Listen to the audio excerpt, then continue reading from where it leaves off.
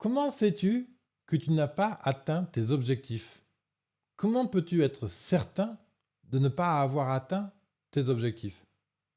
Es-tu si sûr de ne pas avoir atteint tes objectifs?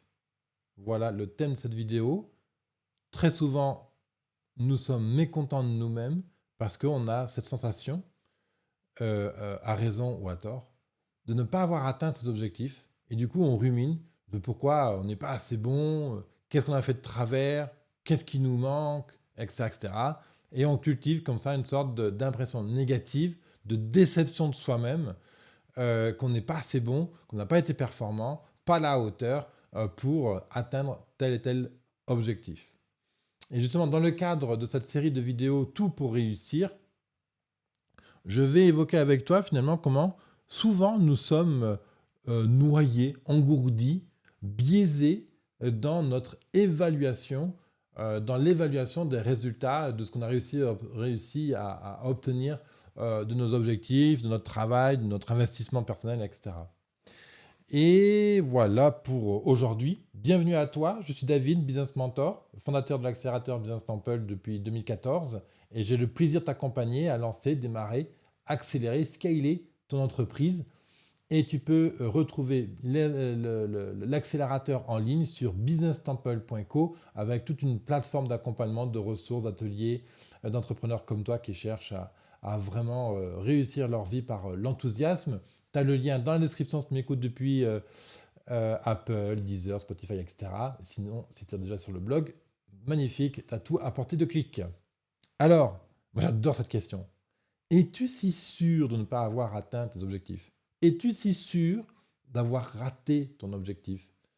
Es-tu si sûr de n'avoir pas réussi à atteindre tel et tel aspect de ton objectif? Et en fait, dès qu'on se pose vraiment la question, es-tu si sûr? Est-ce que je suis si sûr de ne pas avoir réussi à mieux organiser mon temps? Est-ce que je suis si sûr? Etc. Et vraiment, j'invite même, pourquoi pas, à faire pause sur la vidéo, à prendre ta tête le premier truc qui te travaille, sur lequel tu es mécontent de toi-même, et à te poser la question. Est-ce que je suis si sûr de ne pas avoir fait Voilà. Et quand on se pose cette question-là, on s'aperçoit qu'en fait, il y a des nuances. On s'aperçoit que finalement, tout n'est pas si noir.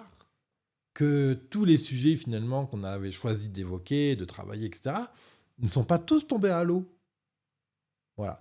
Et c'est ça l'intérêt ici, c'est-à-dire que dans cette série sur l'efficacité et donc réussir ses objectifs, j'ai beaucoup abordé avec toi tout ce qui est en amont de ce travail des objectifs, l'efficacité, définir des objectifs, orienter le cerveau, comment le mythe de se lever tôt, de travailler intensivement, déplacer le plafond de verre, etc. Voilà. Ça, c'est les thèmes qui ont été abordés. Maintenant, je te propose d'évoquer ce qui se passe en aval. Une fois qu'on a bossé, qu'on avait des objectifs définis, on est content, on est plus ou moins content, on n'est pas du tout content de comment on a réussi à avancer. Et ça, c'est un truc clé aussi dans cette capacité à réussir et à progresser, c'est d'être objectif sur son évaluation, sur quelle base je vais m'auto-évaluer et sur comment je vais finalement décider que j'ai été efficace ou pas sur tel objectif. Et donc, c'est la première question que je t'invite à te poser quand tu penses que tu n'as pas atteint tes objectifs, c'est est-ce que je suis si sûr de ne pas avoir atteint l'objectif? Deuxième chose, sur quelle base objective, mesurable, factuelle, je n'ai pas atteint mon objectif? Et je vais te tourner la question un peu différemment. Dans mon objectif, que je n'ai pas atteint, qu'est-ce qui a été réussi factuellement? Parce que tout ne peut pas être tout le temps, toujours raté. C'est ça la vérité. C'est que quand on fait un travail, faire un site web, envoyer un email, relancer un client, chercher à valider une affaire commerciale avec un client, un partenariat, un sponsor, un fournisseur, chercher à imprimer des documents, aller faire la cuisine, chercher les gamins à l'école. Bref, toutes les tâches de ton quotidien. Ça te fait plein de micro-objectifs ou des gros objectifs ou des objectifs ambitieux. Et donc, c'est dans cet objectif-là, qu'est-ce que j'ai raté? Qu'est-ce que j'ai réussi? Tu as fait une omelette, tu la trouves ratée. 100% de l'omelette ne peut pas être ratée. Pourquoi? Parce que ton objectif, c'était de faire une omelette. Donc déjà, la moitié de ton objectif est atteint, puisque tu as fait l'omelette. Et donc, je pense que cette objectivité, savoir relativiser, quelque sorte prendre du recul, se lâcher la pression, temporiser, tu vois. On a un terme, nous, dans le monde, on va dire, du coaching, etc. On appelle ça la méta-observation. S'observer, fonctionner. C'est la métacognition également. Donc, sur quelle base, objectif, mesurable, factuel, mon objectif a été raté et réussi. Ensuite, la plupart du temps, quand on cherche à évaluer si on a réussi à progresser ou pas, on manque de clarté. Parce que notre cerveau va être quelque part confus entre les tâches que je devais faire ou que je dois faire pour progresser et avancer et atteindre mon objectif et par rapport à ma vision globale. J'ai ma vision globale, où est-ce que je veux aller. J'ai déterminé donc des objectifs à atteindre pour aller dans la direction de cette vision et donc un ensemble de tâches à exécuter qui me permettent d'atteindre les différents objectifs.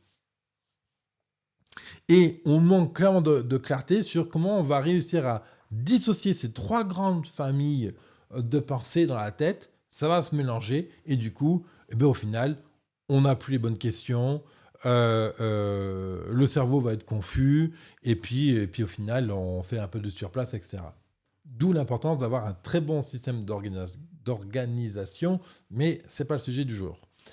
Donc, je me base sur le factuel.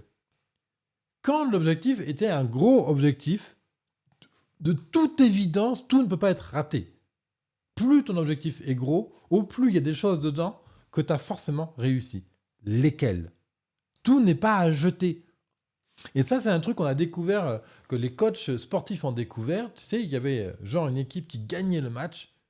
Et du coup, le fait d'avoir gagné validait tout ce qu'ils avaient fait, y compris leurs erreurs. Et bien sûr, le problème, c'est que la prochaine fois, ils rejouaient.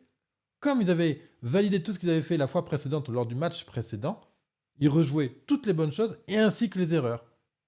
Et c'est comme ça que l'équipe d'en face, probablement, avait pu repérer quelques-unes de leurs erreurs et donc l'utiliser comme faille pour venir tacler l'équipe. Et au même titre, quand une équipe perd, elle a tendance à se dire tout ce qu'on a fait est nul. Alors que, bien sûr, c'est pas du tout ça. Dans l'ensemble du jeu, il y a forcément des points qui sont bons et des points qui sont à faire progresser. Et donc, quand on a de très gros objectifs business, c'est le même principe. Par exemple, réussir à faire un site web qui convertit mon trafic à hauteur de 5% du trafic global en vente, par exemple. Tu as un site web qui a coûté peut-être 20 000 euros et le site web, il produit 0,8% de taux de conversion. Situation réelle que j'ai traitée aujourd'hui. Et en fait, le premier taf, l'entrepreneur, il était dépité. Il lui reste 10 000 balles de trésorerie.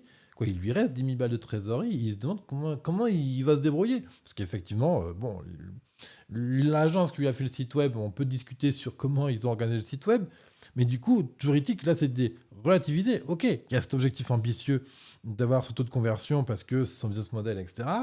Mais qu'est-ce qui était réussi là-dedans ? Et qu'est-ce qu'on décide de reprendre ? Tu vois ? Ensuite,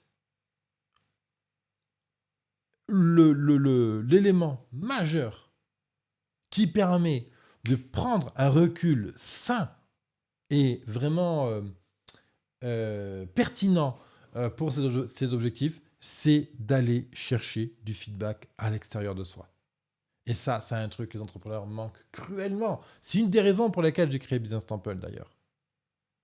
Parce que moi-même, je voyais que quand j'avais du feedback d'entrepreneurs 10 fois plus compétents que moi, je faisais des sauts magiques dans la qualité de mon travail, dans mon activité, etc. Si aujourd'hui j'ai tout ce setup vidéo qui marche très bien, là tu vois, j'ai juste à brancher 2 câbles, à mettre en route la tablette, la caméra, et boum, j'enregistre.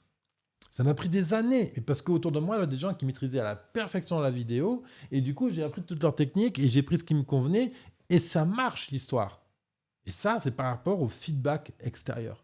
Et énormément d'entrepreneurs manquent cruellement d'entourage de qualité, avec des bonnes pensées positives, structurantes, les bonnes questions à se poser au bon moment, etc. Normal, ils ne sont pas coach forcément business, donc ce ne sont peut-être pas forcément les bonnes questions.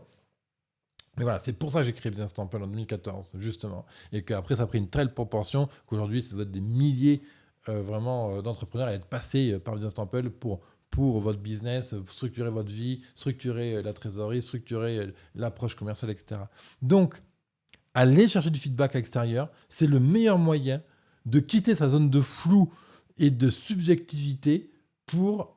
Parce qu'en face, l'autre, il n'est pas dans ton jeu d'émotion, il est dans son propre jeu d'émotion. Donc, il va te poser des questions qui vont t'obliger à clarifier ton objectif, ce que tu as fait, ce que tu n'as pas fait, ce qui a été a priori raté. Et lui, en face, ou elle, va te dire, mais non, attends, mec, Nana, regarde, c'est cool ce que tu as fait, en fait. Et là, boum, ton cerveau reset, boum, il est réaxé sur des choses pertinentes pour lui.